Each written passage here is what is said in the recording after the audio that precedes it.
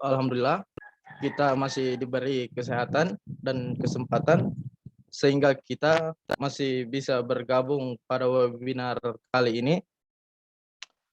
Yang akan bertindak sebagai moderator kali ini Bapak Erwin Gatot Eskom Mkom, yang terhormat Bapak Akbar Iskandar selaku keynote speaker, yang terhormat narasumber kita Bapak Robi Rahim PhD. Beliau adalah salah satu dosen Sekolah Tinggi Kriptografi. Narasumber kita yang kedua, Dr. Hardianto Janggi, SHMH. Beliau adalah salah satu dosen Fakultas Hukum di Universitas Muslim Indonesia. Selain ahli dalam bidang mereka masing-masing, para narasumber kita juga ahli dalam bidang riset penelitian. Dan juga saya ucapkan selamat datang pada para peserta webinar. Adapun rules dalam webinar kali ini, yaitu para peserta dilarang mengaktifkan mikrofonnya saat narasumber sedang membawakan materi. Webinar kali ini dibagi menjadi 3 sesi. Sesi pertama akan dibawakan oleh Bapak Robi Rahim dengan materi cyber security selama 30 menit, waktu menyesuaikan.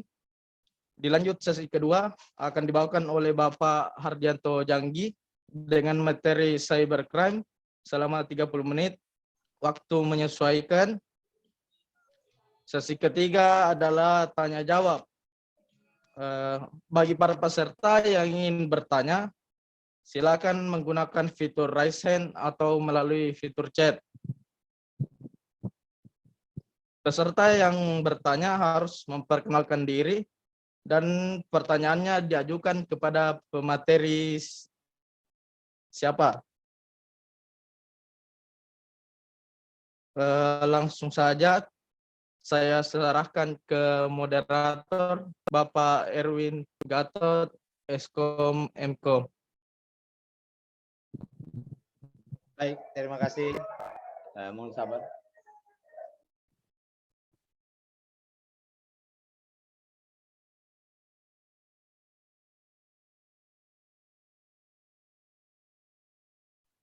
Oke, mohon maaf.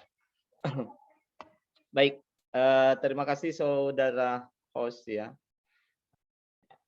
Tadi saya sempat berpikir kalau apa betul ini moderator apa host ya. Ya karena sudah disampaikan beberapa hal dari host sendiri. Oke teman-teman, Assalamualaikum warahmatullahi wabarakatuh. Waalaikumsalam warahmatullahi wabarakatuh. Waalaikumsalam warahmatullahi wabarakatuh. Sebelumnya saya ingin mengucapkan puji syukur kehadirat Allah Subhanahu wa taala pada sore hari ini. Sekali lagi grup CD ya mengadakan webinar yang pada kali ini mengundang para profesional ya yang tentunya ahli di bidangnya masing-masing. Nah, pada webinar kali ini jadi menghadirkan 2 pembicara dengan tema dunia cyber ya, masih di dunia digital. Kali ini pembicara akan terfokus kepada dunia cyber crime atau juga di cyber security. Nah, saya ingin mengucapkan dulu salam kepada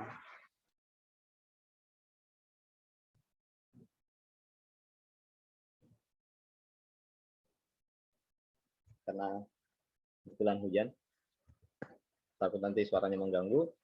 Nah, saya ingin mengucapkan dulu salam hormat kepada Bapak Robi Rahim, PhD, yang sudah berkenan hadir di webinar kita kali ini sebagai narasumber yang tentunya dengan segudang pengalaman, segudang ilmu, itu dapat dibuktikan dengan karya-karya beliau ya, yang bisa kita search di Google ya, tentunya karya-karya beliau berupa jurnal-jurnal yang bertaraf internasional, nasional maupun lokal. Beliau adalah salah satu dosen di Sekolah Tinggi Ilmu Manajemen Sukma, dan beberapa karya beliau seperti bidang ilmu dalam bidang ilmu IT ya, terkhusus seperti kriptografi, algoritma, image processing, decision support system, dan juga database. Maaf teman-teman, saya mau konfirmasi dulu apa suara saya masih jelas ya, soalnya di sini Jelas. Jelas, Pak. ya masih jelas. Terima kasih. Nah baik, pembicara kedua kita atau pemateri kedua kita pada webinar kali ini adalah Bapak Dr. Hardiatno Janggi, SHMH, yang juga merupakan salah satu pakar hukum, ya, pakar hukum terutama criminal law. Ya. Beliau juga adalah salah satu yang selalu menjadi saksi ahli dalam dunia digital crime, ya, atau di cybercrime. Beliau adalah salah satu dosen di Fakultas Hukum Universitas Muslim Indonesia. Nah, pada kesempatan sore hari ini di webinar kita kali ini, beliau akan membawakan materi yaitu cybercrime. Baik teman-teman, pada kedua pembicara, saya ucapkan terima kasih yang sebesar-besarnya dan juga selamat datang dan selamat bergabung di webinar CD pada sore hari ini. Juga para peserta ya sore hari ini yang saya lihat sudah ramai ya. Tentu dengan satu harapan di sore hari ini kita akan mendapatkan ilmu, tambahan ilmu dari para pakar-pakar di dunia cyber security. Nah, pada webinar ini ada dua pembicara ya. Kita akan bagi dari dua sesi. Pembicara pertama adalah Bapak Robi Rahim, PhD, akan membawakan materi cyber security. Dan selanjutnya akan dilanjutkan oleh Bapak Dr. Hardiatno Janggi, SHMH, yang akan membawakan materi cybercrime.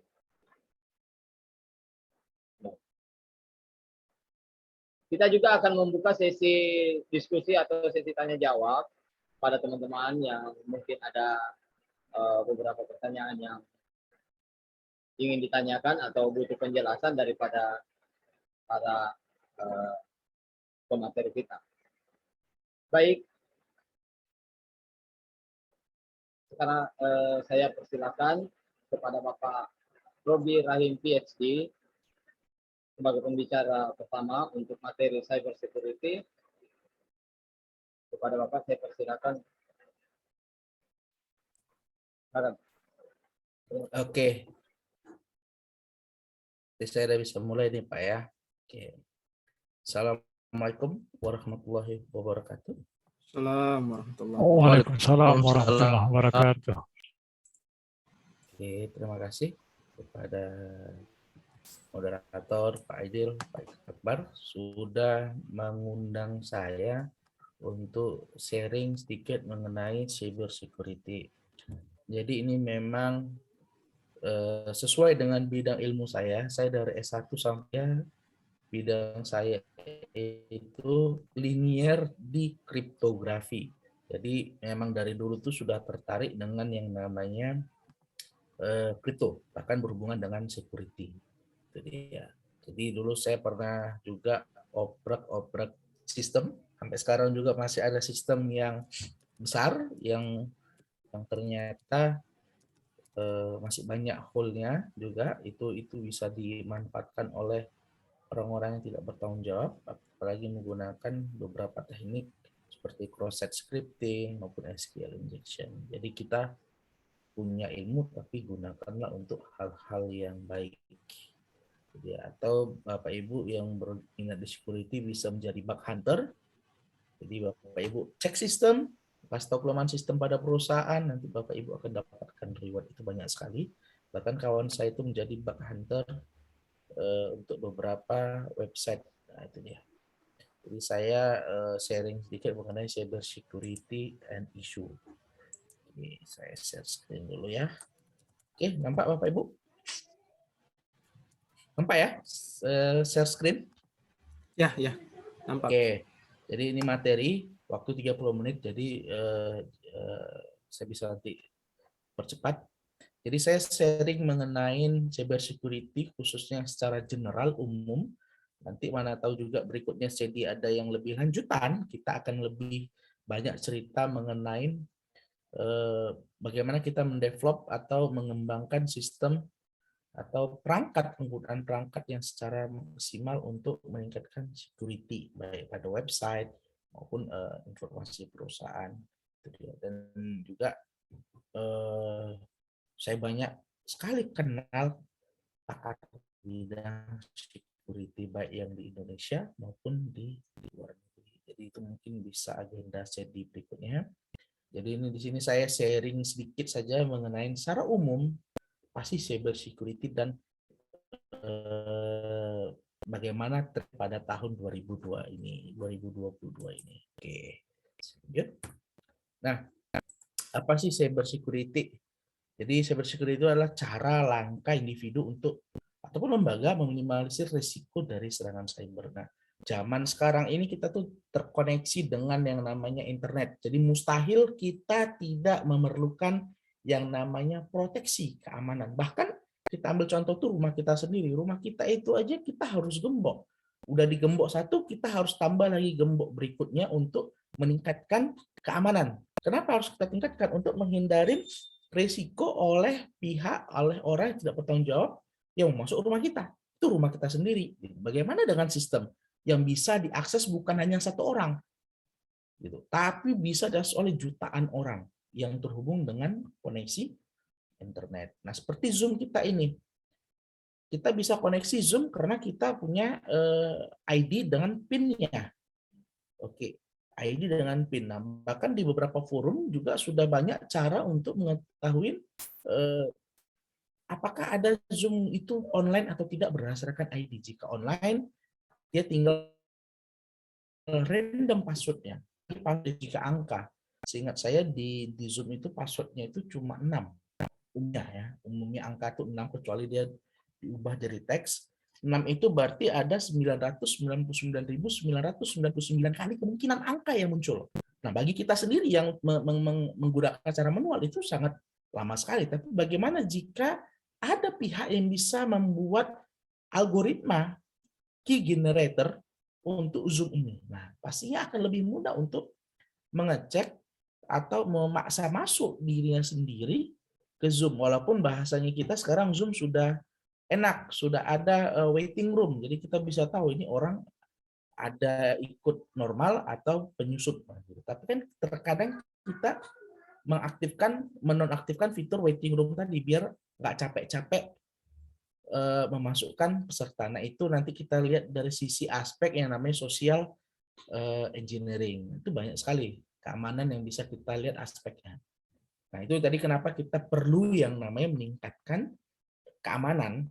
Nah, jadi melindungi kita sendiri dari pihak-pihak yang tidak bertanggung jawab atau minimalisir risiko dari serangan cyber. Nah, yang kedua, inti utama cyber security untuk melindungi perangkat.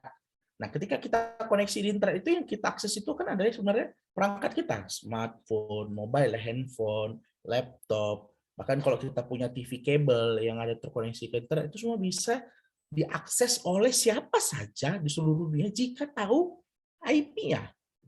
Nah, apalagi kalau berjalan online itu sangat mudah sekali untuk diketahui itu IP-nya. Jika tahu di IP Indonesia, kemudian di trace-nya lagi IP di masing-masing regional, itu sangat mudah sekali. Gitu. Jadi perlu kita antisipasi. Ini kita untuk diri kita sendiri ya dulu ya, belum cerita perusahaan. Kalau perusahaan lebih banyak lagi nanti pengaturannya. Gitu ya. Makanya kalau saya di laptop saya itu ada firewall, ada antivirus, ada internet security-nya. Nah, kalau saya menjelajahin situs-situs tertentu, misalnya dark web yang positif ya, bukan yang negatif, saya bisa menggunakan virtual private network. Jadi supaya saya tidak diketahui di mana lokasi berada. Atau saya menggunakan proxy, itu lebih bagus lagi.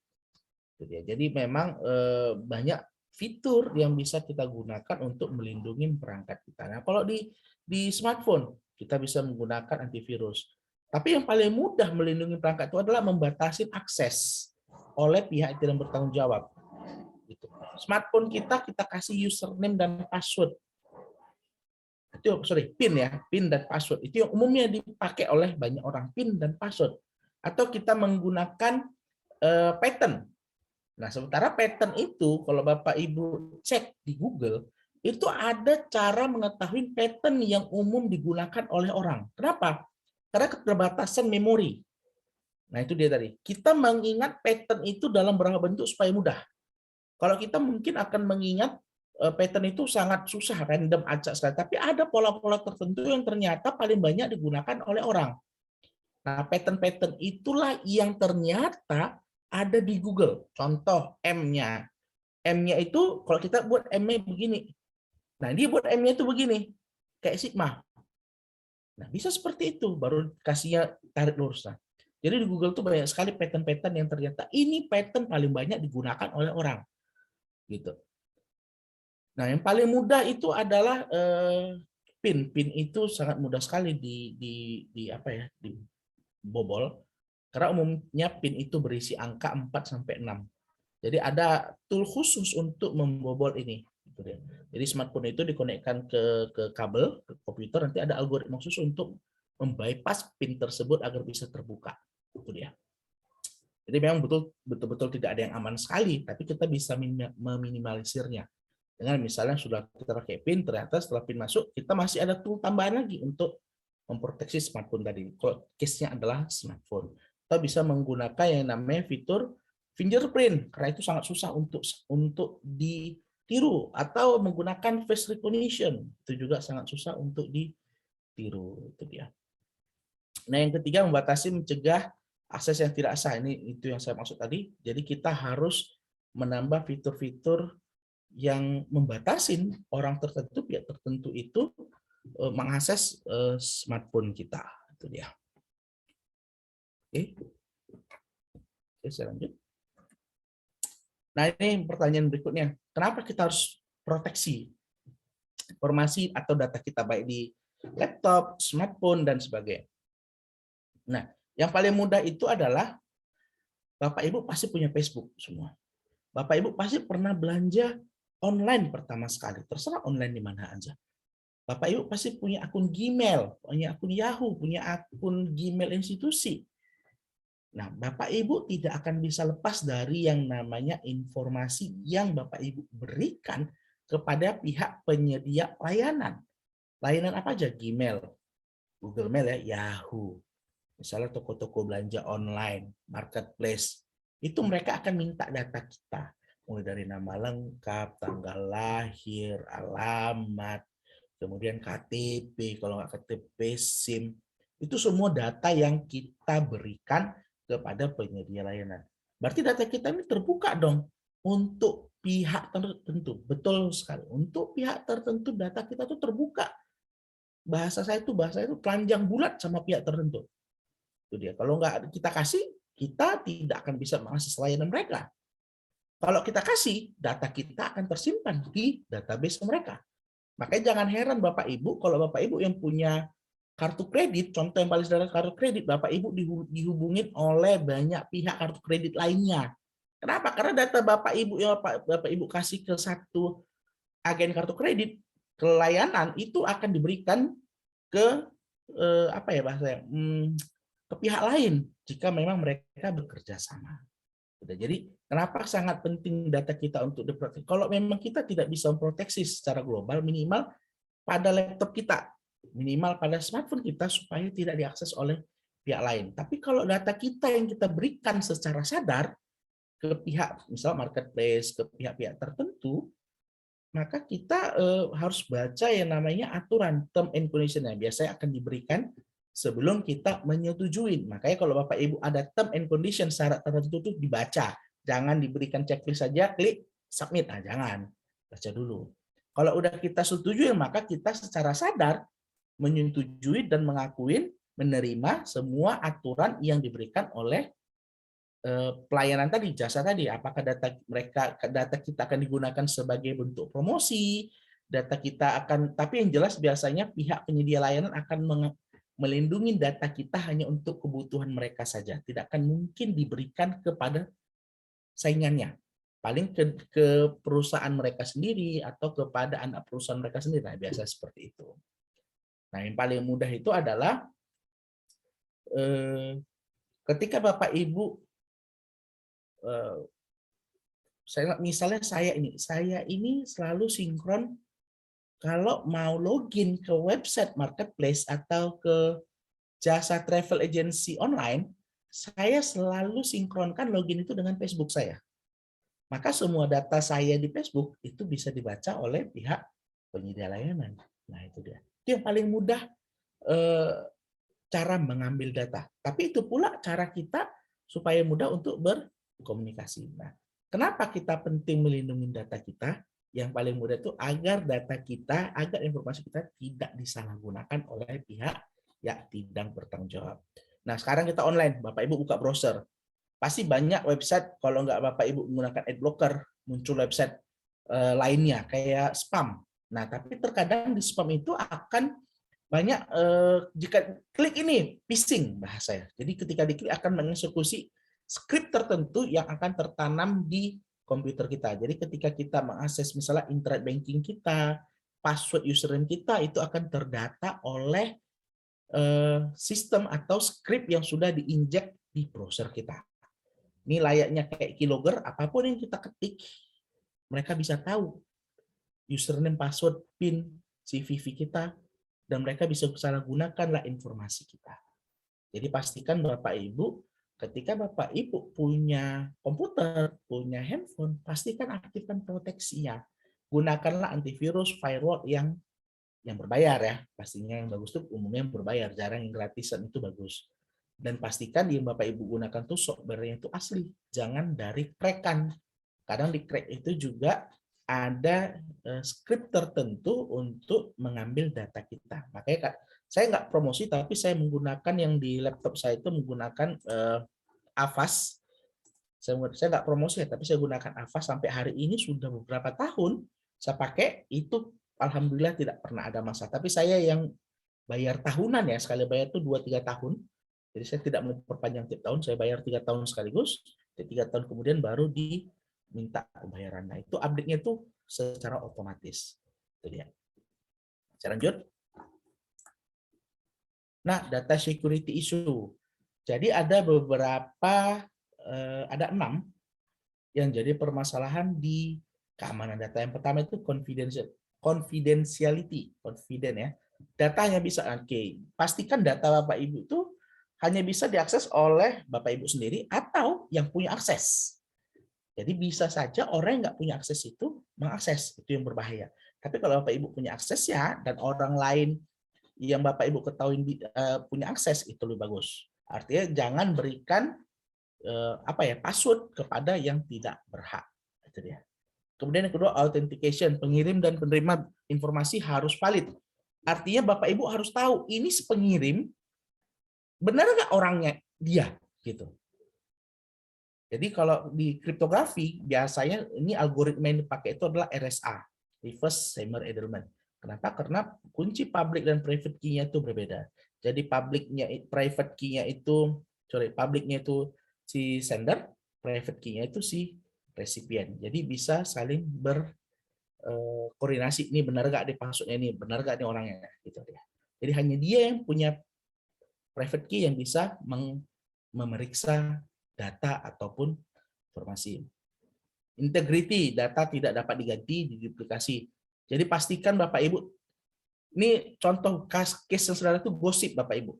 Gosip itu jika kita sampaikan pasti akan berubah. Makanya yang namanya gosip itu tidak bisa dipercaya. Di dalam security, integrity ini penting sekali. Oke, penting sekali. Kenapa? Karena Bapak Ibu harus dapat data atau informasi itu tanpa ada perubahan sama sekali. Itu dia. Jadi Bapak Ibu harus bisa pastikan nih data ini memiliki integriti atau si pengirim dan si penerima harus benar data yang diberikan dan diterima. Non-repudiation tidak dapat diingkari. Jadi misalnya saya pengirim, Pak Akbar penerima.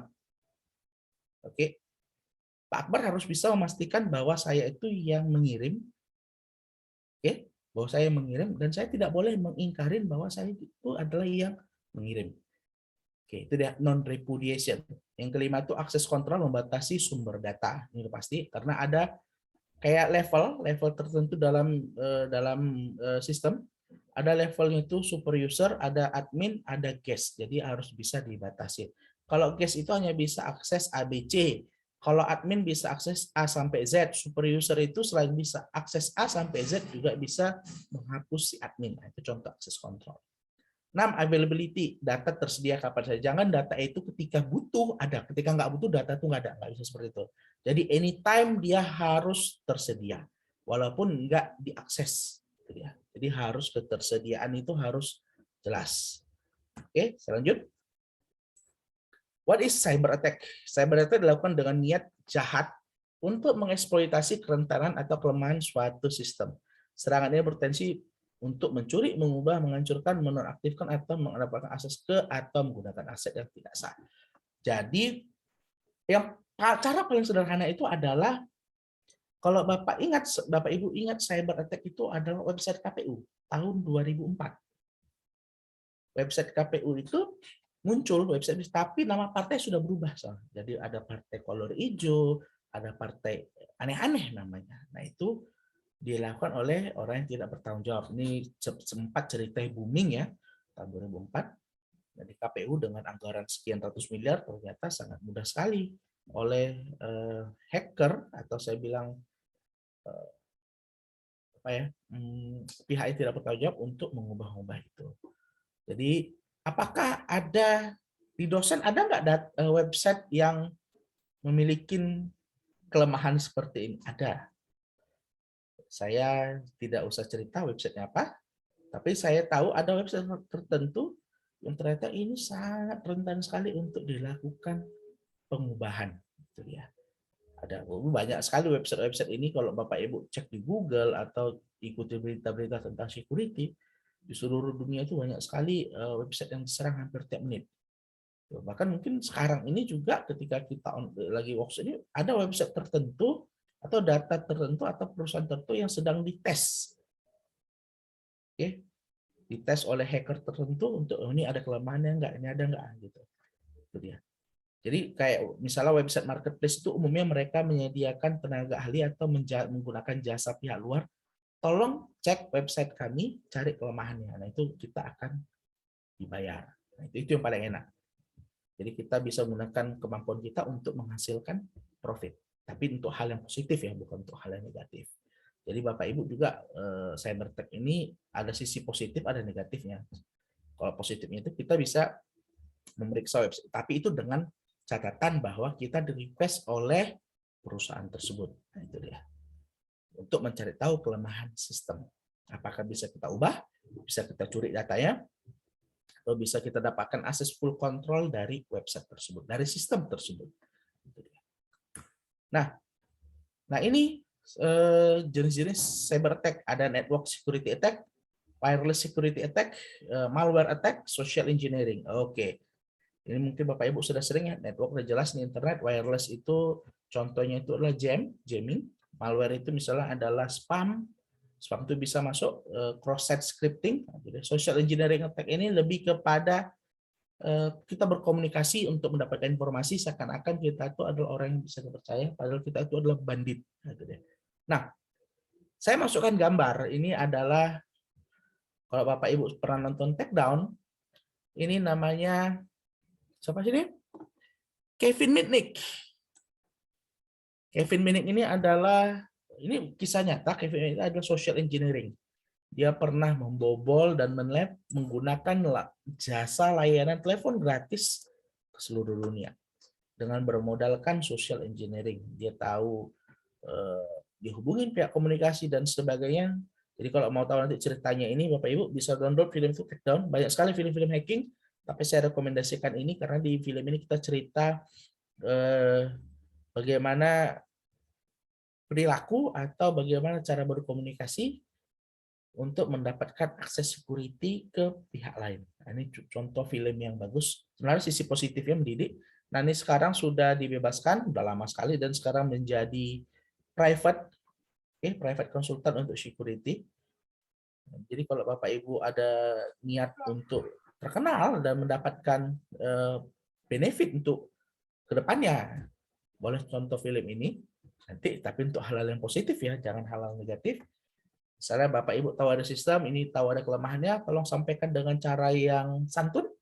Mana tahu Bapak Ibu juga bisa dipekerjakan oleh perusahaan tersebut. Nah, itu dia. Jadi memang banyak sisi positif, walaupun kita punya kemampuan untuk mengattack ini semua, menggunakan ini semua untuk mendapatkan keuntungan, tapi alangkah lebih baiknya jika kita menggunakan untuk hal-hal yang positif. Itu dia. Oke, saya lanjut. Nah, ini jenis type of cyber attack security. Ada man in the middle attack. Ini kalau Bapak Ibu cek artikel saya punya artikel ini. Man in the middle attack. Ada denial of service. Ada SQL injection. Ini paling banyak. Kita SQL injection ini menggunakan teknik kelemahan dari bahasa SQL ya. Jadi umumnya kalau website-website besar itu pasti ada menggunakan database. Nah, kalau menggunakan database, bahasanya itu, query-nya itu pasti menggunakan yang namanya SQL, Structured Query Language. Nah, biasanya itu Structured Query Language itu ada kelemahannya. Nah, itu bisa dimanfaatkan dengan menggunakan SQL injection. Nah, zero day exploit. Jadi ketika keluar produk baru, hitungan menit sudah dicek kesalahannya sebelum patch-nya itu muncul. Nah, contoh itu adalah Windows. Windows itu begitu, kalau Bapak Ibu ingat Windows Vista, Longhorn dulu namanya, baru Vista, itu begitu keluar langsung dicek oleh banyak orang untuk mencari tahu kelemahannya. Makanya Windows Vista, Windows Longhorn, baru terakhir Windows 7, itu dia Windows yang versi stabil. Jadi begitu keluar sistemnya, begitu keluar software-nya, begitu keluar hardware, langsung dicek kelemahannya. Maka itu disebut dengan zero day exploit. Jadi begitu keluar, cek kesalahannya, tahu, bobol, publikasikan sebelum patch-patch-nya muncul. Baru password attack. Nah, password attack ini umumnya itu menggunakan algoritma tertentu untuk mengetahui apa ini passwordnya. Ya, biasanya menggunakan teknik yang namanya brute force attack. Nah, oke, baru cross-site scripting ini biasanya dipasang di website. Bisa berupa iklan atau link tertentu, jika kita klik akan mengeksekusi skripnya. Nah, jamming ini umumnya untuk membatasin signal atau membatasin komunikasi kita dalam suatu wilayah tertentu. Web WPA ini umumnya untuk password WiFi ya, Bapak Ibu, kita bisa random, bisa kita ketahui. Jadi kalau WiFi kita ketahuan, maka si penyerang bisa memanfaatkan jaringan kita secara gratis. Bisa untuk hal yang positif, mungkin hal positifnya itu digunakan untuk main game, atau negatif jadi dia membobol rekening bank orang lain dan dia menggunakan jaringan kita, jadi kita yang kena tersangka. Itu hal yang negatif. Paket sniffing dan eavesdropping ini biasa menggunakan namanya wireshark. Jadi kalau saya ini online ini Bapak Ibu kan online juga di sana. Nah, di dekat rumah saya ini bisa tahu tuh apa yang saya kerjakan. Dia dengan memeriksa paket-paketnya, misalnya CMP-nya. Kemudian menggunakan wireshark, dia bisa tahu apa yang saya gunakan toolnya, kemudian IP-nya apa saja. Nah, itu bisa wireshark namanya ya. Masih banyak sekali. Baru virus, ini udah umum. Keylogger ini untuk mencatat semua aktivitas yang kita ketik menggunakan keyboard ataupun mouse ataupun menggunakan on screen keyboard. Itu dia. Bisa terdata dan masih banyak lainnya. Itu dia. Ini hanya beberapa, tapi Masih banyak jenis-jenis cyber attack, bisa sampai ratusan. Gitu ya. Nah, ini way to prevent computer. Jadi ada 4 umumnya, ada firewall. Jelas Bapak Ibu, firewall saya tidak rekomendasikan apapun firewall, tapi saya tahu sampai hari ini firewall itu sangat banyak. Saya menggunakan, kalau di server itu menggunakan namanya Komodo firewall. Nah, bisa juga dengan Avast. Avast itu juga ada Avast firewall, tapi untuk kebutuhan pribadi, kalau untuk perusahaan tuh serinya berbeda. Antivirus saya menggunakan Avast, tapi beberapa tahun lalu tuh saya menggunakan McAfee sama Norton. Tapi saya menggunakan Avast, dan Avast sampai hari ini saya belum pernah kecewa, alhamdulillah masih bagus. Kemudian anti spyware. Nah, anti spyware ini digunakan untuk memeriksa spyware yang ada di laptop. Nah, umumnya spyware ini bisa berisi keylogger, kemudian malware dan sebagainya. Nah, ini penting. Karena ketika kita mengakses website yang ternyata antivirus kita itu tidak menggunakan fitur internet security, ini kemungkinan itu ada. Baru strong password. Nah, strong password ini kita pastikan password itu ya kalau bisa tuh jangan hanya kombinasi huruf besar, huruf kecil, dan angka. Juga kasih juga simbol khusus. Nah, itu dia. Nah, biasanya kita akan susah untuk mengingat ini. Makanya kadang ada tool itu password, misalnya password keeper, password reminder, atau Bapak Ibu bisa menggunakan Avast password yang bisa menyediakan untuk dan mendata semua password kita, itu bisa dikasih password juga supaya kita mudah nggak untuk mengingat password. Jadi ketika kita login, Avast sudah mengingatkan ini username-nya, ini passwordnya, kita tinggal isi. Kita nggak perlu ingat semuanya. Yang perlu kita ingat itu cuma satu, username dan password Avast-nya saja. Yang lainnya kita nggak perlu ingat. Karena nanti Avast yang akan mengingatkan kita. Jadi kalau username dan password Avast itu, email username dan password Avast yang kita ingat, di mana aja kita buka, itu akan otomatis sinkron. Ini kalau saya menggunakan Avast, seperti saya bilang, saya bukan promosi, tapi sampai hari ini saya cukup puas dengan penggunaan Avast Internet Security. Dan itu saya bayar. Oke, ini beberapa case yang terjadi cyber attack yang ada di dunia, tapi umumnya itu di Indonesia. Jadi 2012 peretas mengakses data pengguna dari Yahoo. Jadi data pengguna Yahoo itu dicuri oleh peretas dan dijual. Data itu penting sekarang, apalagi sekarang zamannya big data. Penting sekali data itu. Misalnya kita dari mana ke mana, kemudian kita belanja apa, kita mengakses apa, itu sangat penting sekali untuk mengetahui data pengguna itu. Perilaku kita itu bisa diketahui dari data kita yang diakses secara tidak sadar. Contoh, saya nggak sebutkan aplikasi apa, misalnya saya di smartphone ini ada aplikasi untuk belanja online atau mau beli makanan. Ketika saya memesan makanan, hal yang pertama tersimpan itu adalah lokasi titik saya di mana saya berada. Pasti titiknya itu berupa titik koordinat di Google Map, di Yahoo, di Google Maps ternyata. Kemudian di mana tempat pesanan saya, itu juga ada lokasinya.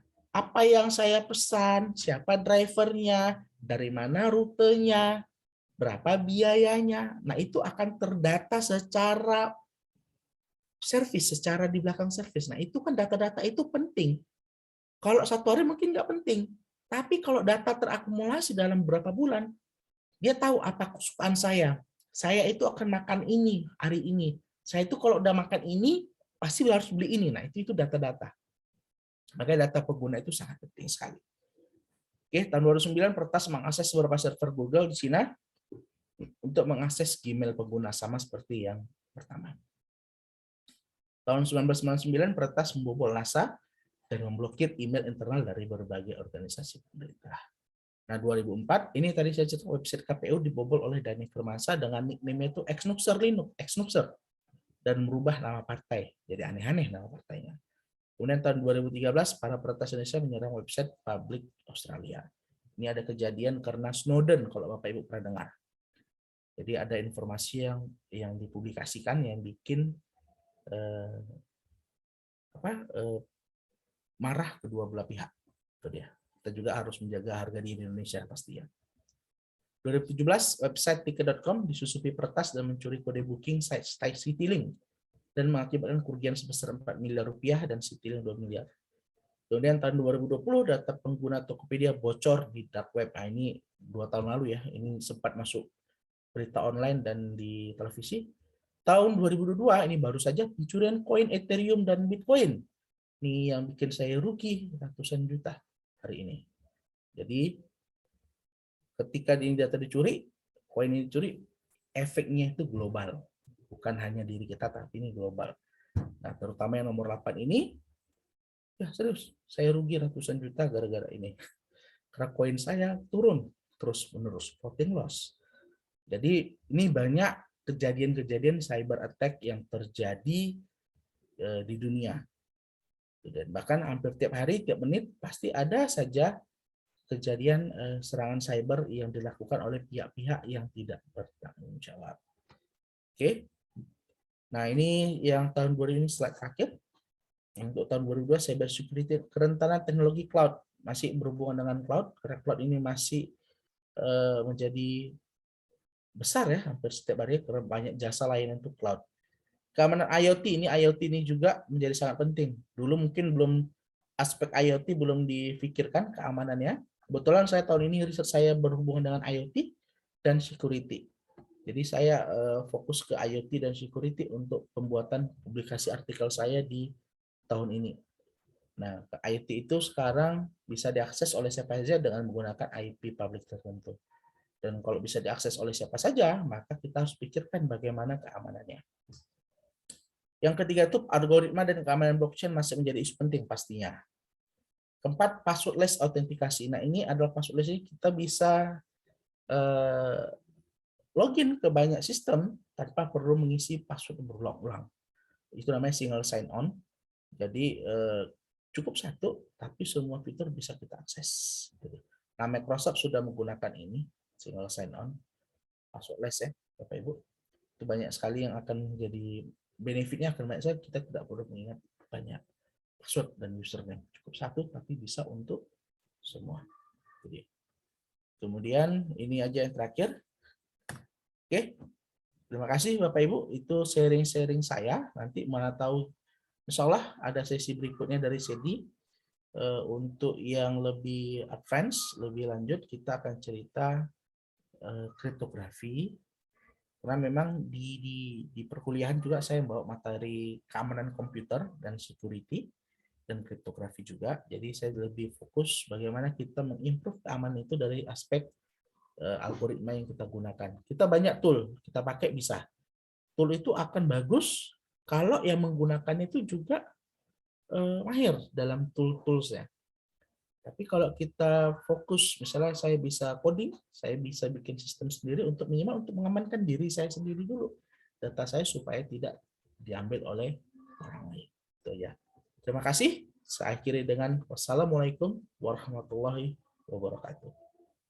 Waalaikumsalam warahmatullahi wabarakatuh. Warahmatullahi wabarakatuh. Ya, teman-teman, demikian tadi ya ilmu yang sangat bermanfaat ya dari Bapak Robi Rahim PhD. Ya Pak Robi, saya jadi teringat ini masa kuliah dulu ya. Masa kuliah dulu itu saya masih ingat, masih sering pakai operasi sistem seperti apa yang punya Linux yang memang dikhususkan untuk security. Kalau tidak salah ingat itu. Kali Linux namanya. Iya, backtrack apa ya? Ya, backtrack betul. Ya, backtrack ya. Nah, itu satu paket ya Pak Robi ya. Isinya di dalam sudah Ya, lengkap. tools untuk penetration, semuanya lengkap. Betul. Tapi operasi sistem itu akhir ini sudah tidak ada lagi versinya. Basisnya backtrack itu adalah Debian, Pak. Jadi sebenarnya Debian. Jadi sebenarnya Debian itu sendiri kan masih ada. Sekarang itu banyak orang menggunakan Kali. Mungkin backtrack itu pengembangannya itu di Kali Linux.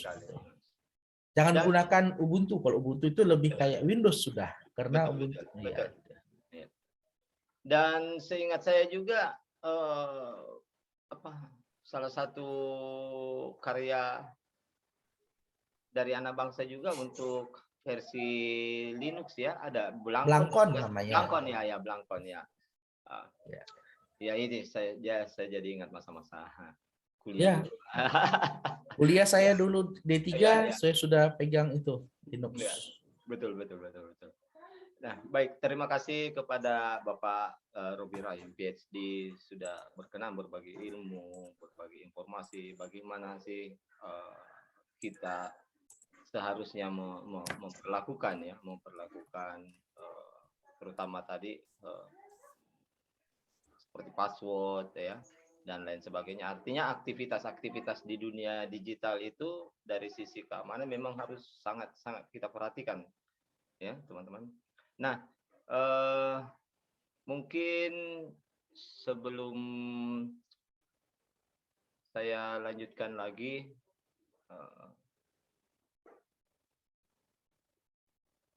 sepertinya mungkin masih ada halangan dari Bapak Dr. Hardianto Janggi SHMA karena informasi terakhir beliau tadi masih dalam perjalanan ya. Teman-teman, sambil menunggu sedikit waktu lagi, kita nunggu Bapak Hardianto Janggi juga untuk bergabung di webinar kita sore hari ini. Kita ingin mendengar dulu nih ya, dari keynote speaker kita, yaitu Bapak Akbar Iskandar SPD MPD, yang juga sudah berkenan hadir di webinar sore hari ini. Sebelum kita masuk ke sesi berikutnya. Baik, kepada Bapak Akbar Iskandar SPD MPD, kami persilakan, Pak. Ya, terima kasih moderator. Bapak Erwin Gatot, Eskom Emkom. Ya, tadi kita sudah mendengar materi dari Bapak Robi Rahim ya. Sebenarnya nanti di akhir saya Pak Robi setelah Pak Janggi.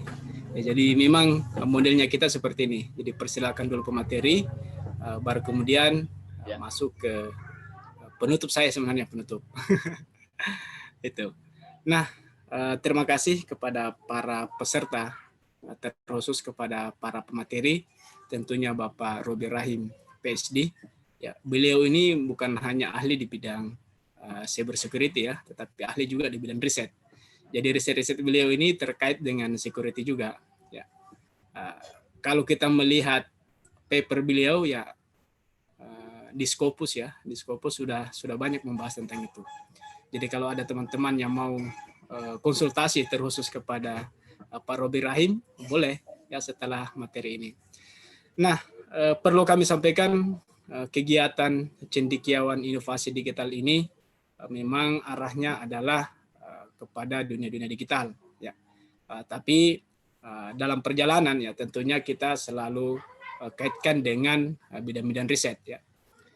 Nah, beberapa bulan belakangan ini cendekiawan inovasi digital fokus kepada webinar dan tentunya ke depan tidak hanya sekedar memberikan materi terkait dengan webinar model-model penjelasan ya, terkhusus kepada salah satu materi, tetapi juga bagaimana kita mengadakan sebuah konferensi ya, konferensi nasional maupun konferensi internasional. Dan saya sudah komunikasi dengan Bapak Robi Rahim dan beberapa kolega di luar sana di berbagai perguruan tinggi baik swasta maupun negeri untuk ke arah ke konferensi internasional. Nah, saat ini kita fokus dulu meminta para pemateri kita yang berada dalam luar negeri yang tentunya mereka ini adalah teman-teman kami yang memang ahli di bidangnya. Pak Robi ahli di bidang security, Pak Janggi dalam hal ini beliau juga ahli di bidang hukum. Ya. Beliau itu memang sering hadir dalam pengadilan ya terkait dengan masalah-masalah dunia digital. Ya, kalau ada yang di sidang, beliau hadir di sana sebagai tim ahlinya. Ya, terima kasih Pak Robi dan Pak Hardianto Janggi tentunya mudah-mudahan beberapa menit ke depan beliau berkenan hadir dalam acara kita ini. Kalaupun tidak, ya saya berharap kepada para peserta. Mudah-mudahan di sesi selanjutnya Pak Hardianto Janggi bisa bergabung untuk membahas cybercrime ya. Seperti itu.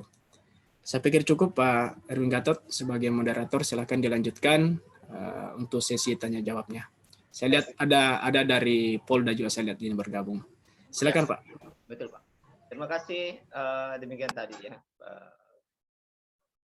pengantar atau keynote speaker kita, Bapak Akbar Iskandar SPD MPD, salah satu pendiri dari Cendekiawan Inovasi Indonesia yang sekarang ini seperti yang dikatakan Bapak Akbar Iskandar tadi bahwa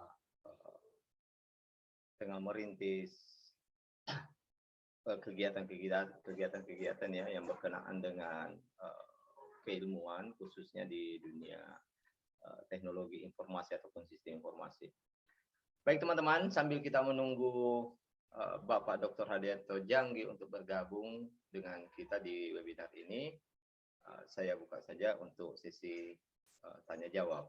Jika ada yang ingin bertanya atau ingin disampaikan pada webinar ini kepada Bapak pemateri, Bapak Robi Rahim PhD, silakan. Mungkin bisa langsung di open mic-nya saja dan diperkenalkan diperkenalkan diri dulu. Silakan kalau ada yang ingin ditanyakan.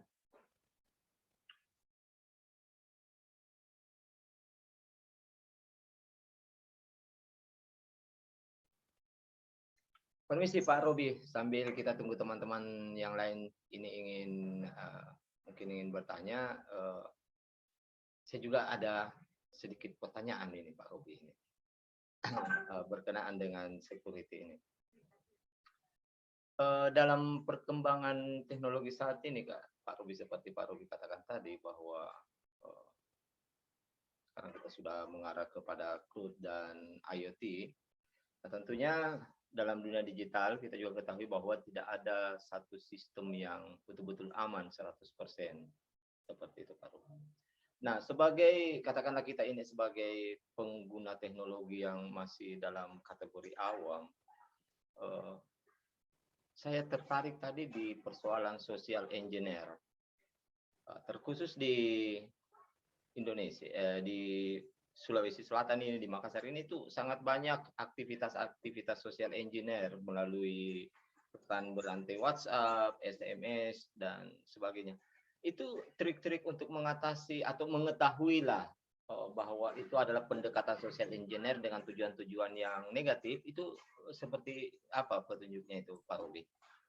Oke, itu menarik Pak. Karena selama ini mungkin yang baru belakangan ini, kalau Bapak Ibu pernah dengar itu adalah, Pak, kalau ada kode masuk, Bapak dapatkan 4 digit, tolong 4-6 digit, tolong kasih tahu saya. Nah, itu padahal melalui WhatsApp ya, melalui WhatsApp, seakan-akan tuh dari perusahaan A, B, C, nah itu.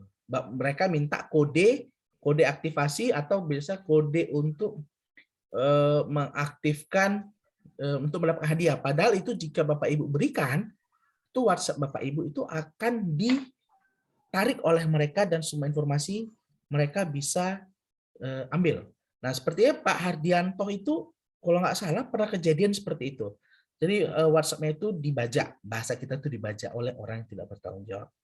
Nah, itu paling mudah itu adalah orang awam yang tidak tahu menahu atau beda ya. Saya nggak bilang ada beberapa orang awam itu, ini benar ini dapat seakan-akan itu benar itu hadiahnya. Kenapa? Karena social engineering itu mengaktualisasi diri itu sebagai orang dari perusahaan ini meyakinkan si penerima, oh itu betul dari dia gitu. Silakan cek Pak websitenya ini ada hadiahnya.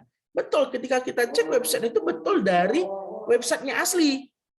Ada hadiah, tapi kan yang mengirim pesan tadi itu bukan bukan orang dari perusahaan tersebut, orang lain. Tahu dari mana dia nomor WA kita? Kalau kita posting nomor WA kita di Facebook, di grup-grup Telegram, itu ada aja orang yang tidak bertanggung jawab yang masuk yang mengumpulkan nomor WA tadi. Itu dia. Nah, ada nggak tool khusus untuk mendapatkan nomor WA itu, nomor HP, bukan nomor HP yang mungkin saja nomor WA atau Telegram dari sosial media? Ada tool khususnya. Ada. Kalau di Firefox tuh ada tool khususnya. Boleh Bapak Ibu gunakan Firefox atau Chrome, itu namanya itu adalah, saya kurang lupa, font collector atau font grabber, saya lupa. Tapi ada kontak kolektor ya. Ada email juga. Jadi dia buka satu website, pokoknya begitu ada berbagai font dengan kode tertentu, dia akan download itu semua. Siapapun yang punya nama itu kita nggak perlu tahu. Makanya nanti bahasa pihak tidak bertanggung itu Bapak Ibu, kan nggak disebutkan ya nama. Pasti Bapak Ibu yang terhormat. Seharusnya kalau dia kenal kita, dia akan sebut nama dia, Bapak Robi Rahim, nah itu Bapak Akbar, langsung disebut. Tapi kalau dia tidak menyebutkan, berarti ada yang kurang tepat, kurang benar. Itu dia. Itu salah satu teknik sosial. Kadang telepon juga marketing palsu. Dia minta data kita.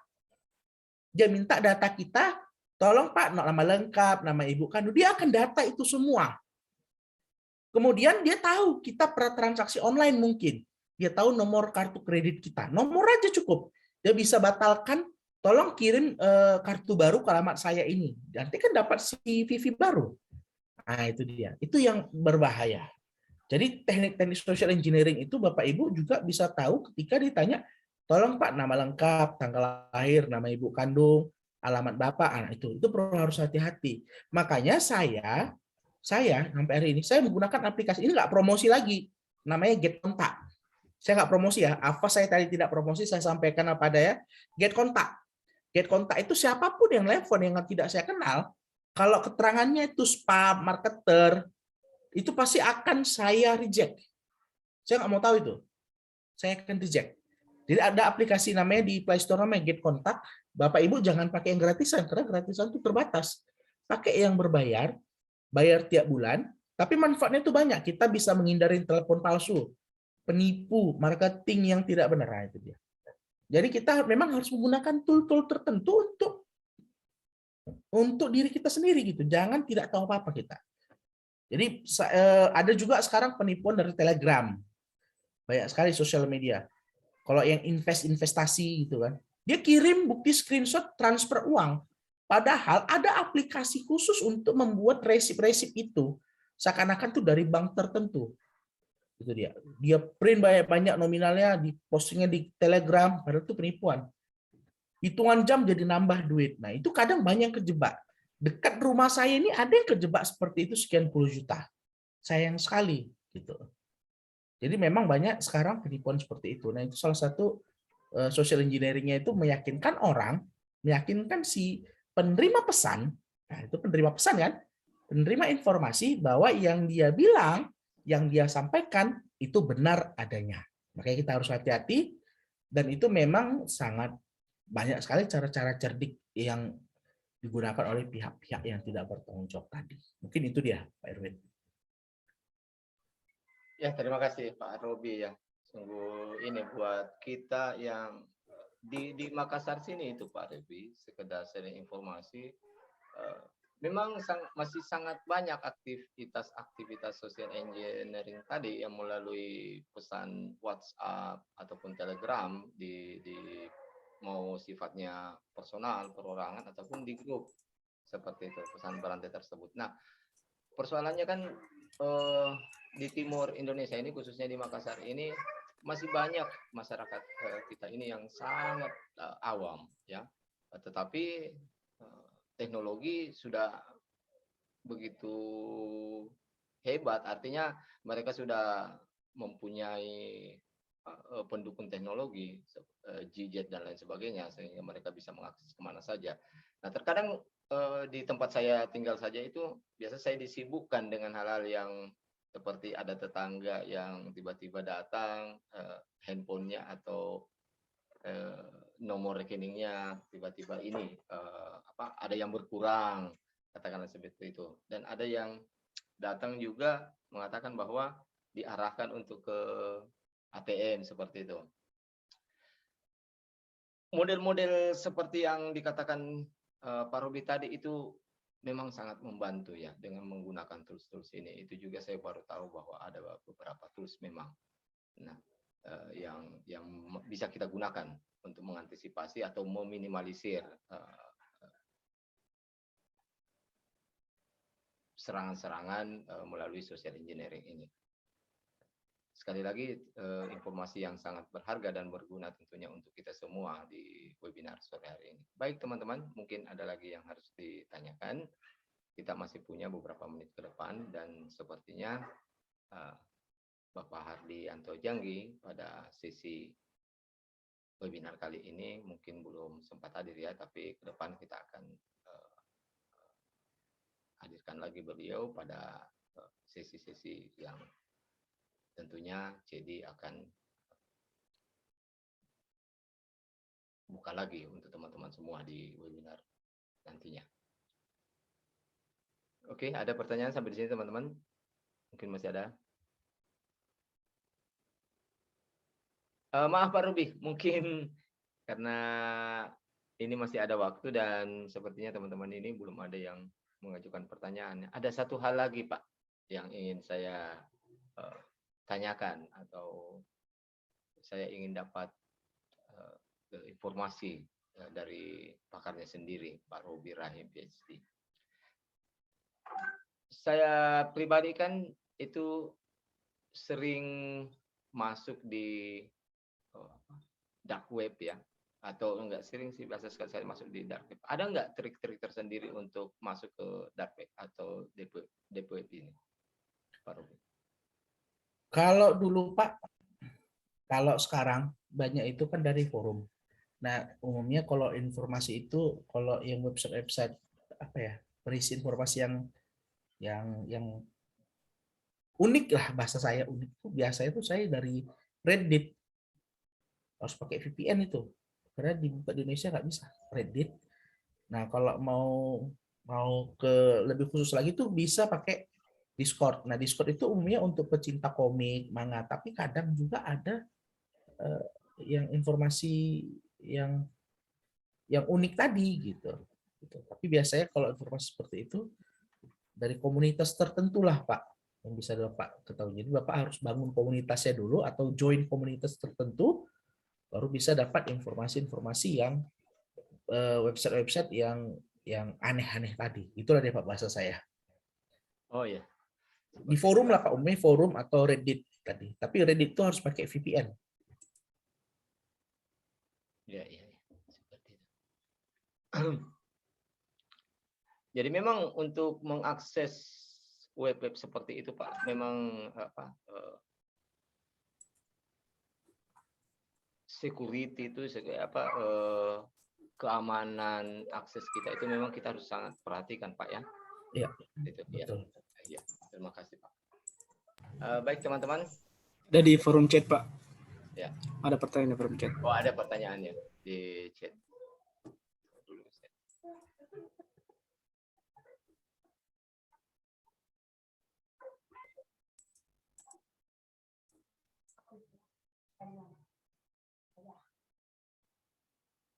Mana tadi?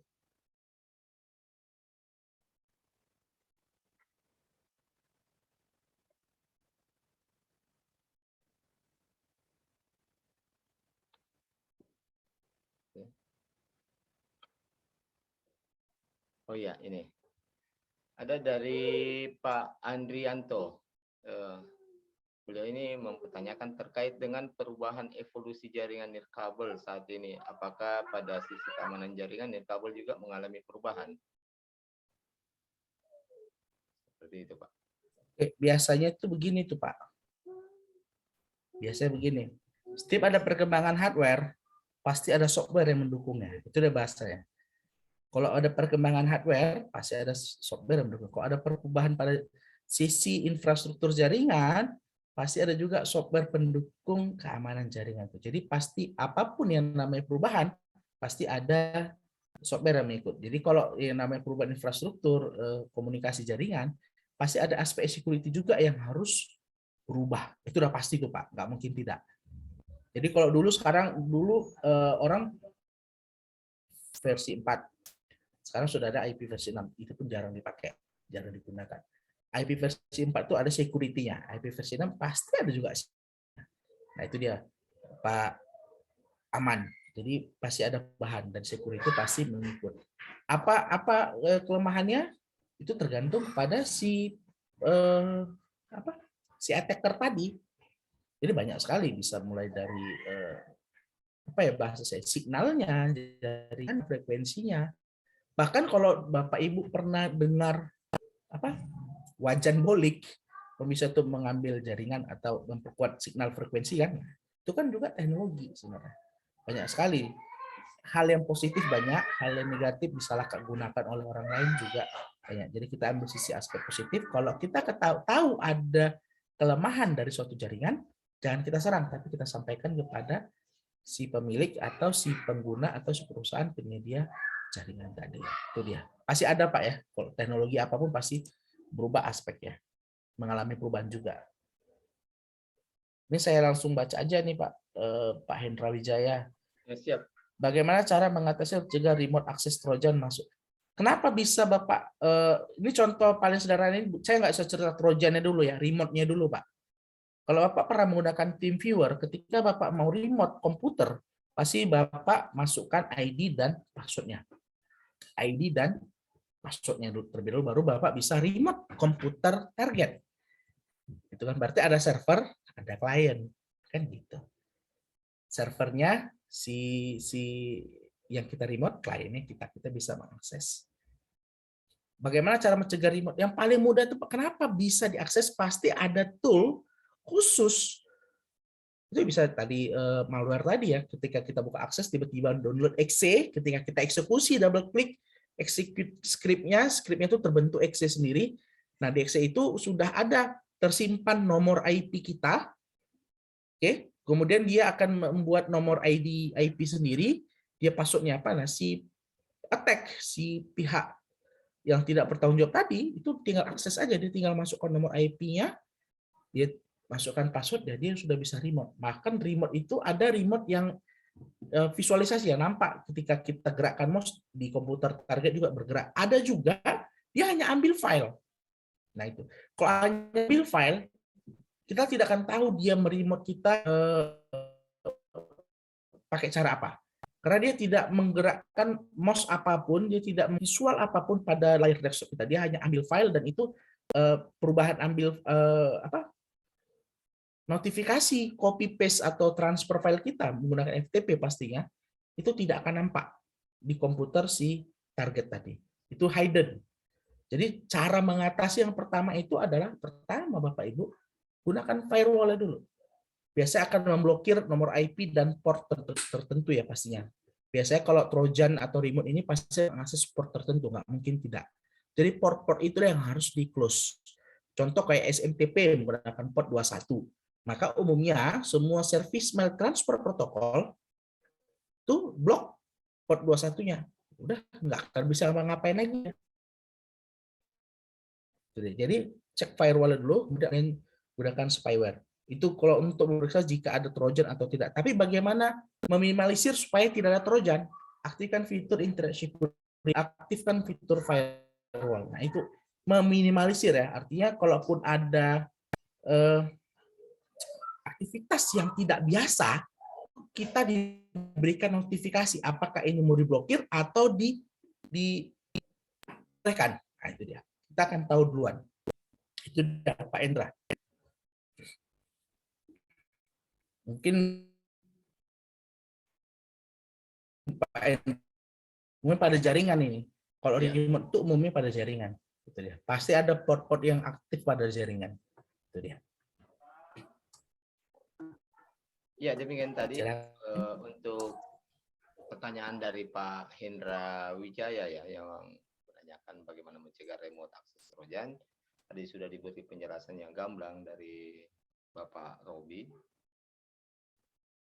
Dan ya, teman-teman, karena waktu jualah yang membatasi kita, sekarang sudah. Izin dulu Pak. Ya. Pak Farid, silakan. Ya. Mendengar tadi, terima kasih moderator. Izin bertanya juga ini Pak Robi. Mendengar tadi bahwa ada aplikasi yang bisa ya, yang bisa mengubah nominal apa segala macam dan pas atau persis dengan stroke ya, stroke pengiriman ya atau transfer Pak Robi ya. Jadi ketika misalnya kita pesan barang atau misalnya kita ada yang pesan barang ya, ada pesan barang, kemudian dari pesanan barang itu ya seakan-akan dia sudah transfer, dan bukti transfernya itu difoto ke kita. Nah, dengan mendengar penjelasan Pak Robi tadi, saya sudah was-was ini. Berarti ketika ada yang transfer, ya, untuk mengantisipasi ini adalah kita harus mengaktifkan mobile banking atau mobile banking ya, mobile banking dengan SMS banking ya, SMS banking. Berarti seperti itu ya Pak Robi ya? Ya, betul, betul. Jadi harus diaktifkan itu. Jadi kalau kita harus biasanya muncul ketika masuk mulai minimal 0 sekian. Biasa begitu tuh. Saya mengaktifkan SMS banking saya transfer sama saya minimal 75.000 saja, itu akan masuklah SMS banking, dan saya selalu aktifkan. Nah, jadi kalau ada yang bilang sudah transfer, loh kok ada SMS banking? Atau cara yang paling mudah itu adalah ketika dia mau transfer, kasih kode di banknya 1. Jadi kalau dari dia tuh betul 1 tuh, oh berarti udah masuk. Ada, kenapa saya bilang toolnya software itu ada? Kenapa? Yang paling mudah adalah di Telegram tuh banyak jasa investasi palsu, dia nge-share namanya resip transfer dari dia ke orang, Dia membuat seakan-akan orang di grup itu percaya, wah ini benar ini. Di bawah sudah transfer ke sekian orang ini puluhan juta, ratusan juta gitu. Tapi perlu Bapak Ibu ingat, ketika transfer uang ke rekening tertentu beda bank, nah itu dia. Kadang orang nggak sadar, si yang melihat rekening itu di grup itu puluhan juta transfer, kok bisa? Yang perlu Bapak Ibu ingat adalah yang namanya transfer ATM antar bank, beda bank ini ya, pasti ada limit 5 juta sampai 10 juta. Jadi kalau ada yang transfer 30 juta, itu udah nggak benar itu. Kecuali banknya sama. Kalau banknya sama, seingat saya pun ada limit, mungkin 20 juta. Nggak bisa 30 juta sekali transfer. Kecuali dia nasabah platinum ya, atau nasabah prioritas, lain hal. Itu dia. Tapi itu pun hanya untuk banknya sendiri, sesama bank, bukan bank yang lain. Makanya kadang penipuan di Telegram itu banyak sekali, dan saya pernah bilang, cara yang logika yang pertama itu adalah bagaimana dia mungkin bisa mentransfer banyak pada hari yang sama. Beda jam, pada hari yang sama, jumlah transfernya itu ratusan juta. Mustahil. Berarti ada tool khusus, ada software khusus yang bisa membuat seakan-akan itu resip asli. Ya, itu dia. Makanya kita harus hati-hati Bapak Ibu. Kadang kita sampaikan apa adanya, ya masalah orang terima atau tidak, itu udah nggak urusan kita lagi. Jadi kita sampaikan apa adanya, mau dia terima syukur, nggak dia terima juga silakan. Nah, itu dah. Sip, terima kasih moderator Pak Robi. Oke, terima kasih ya Pak Akbar Iskandar. Pertanyaannya cukup bagus juga. Ya, baik teman-teman, kembali lagi bahwa memang kita dibatasi oleh waktu juga. Sehingga tidak terasa ya webinar kita sore hari ini yang begitu menarik. Tentu dengan keterbatasan waktu kita tidak bisa atau tidak cukup untuk membahas dunia security dalam dunia digital ini ya. Mungkin di lain waktu lagi, atau teman-teman masih penasaran tentang cyber security ini, bisa langsung akses atau bertanya langsung ke Pak Robi. Mungkin bisa seperti itu Pak Robi ya. Misalnya ada teman-teman yang ingin mempertanyakan sesuatu, atau juga yang ingin dapat wejangan dari Pak Robi, karena beliau juga ini sebagaimana kita ketahui adalah salah satu penulis yang sangat produktif ya, penulis di jurnal-jurnal baik itu nasional ataupun internasional. Saya sendiri ini beberapa waktu lihat sendiri hasil-hasil tulisan beliau yang ini sangat banyak. Tidak muat satu kertas, Pak. Betul, betul. Satu kertas tidak muat. Oh, tidak muat, Pak ya, tidak muat. Sangat Nantilah positif, Pak. membahas tentang konferensi internasional. Ya, Mudah-mudahan betul. bisa kita lanjut bersama Pak Robi. Ya, baik teman-teman, mungkin webinar sore hari ini kita ada di penghujung lagi nih.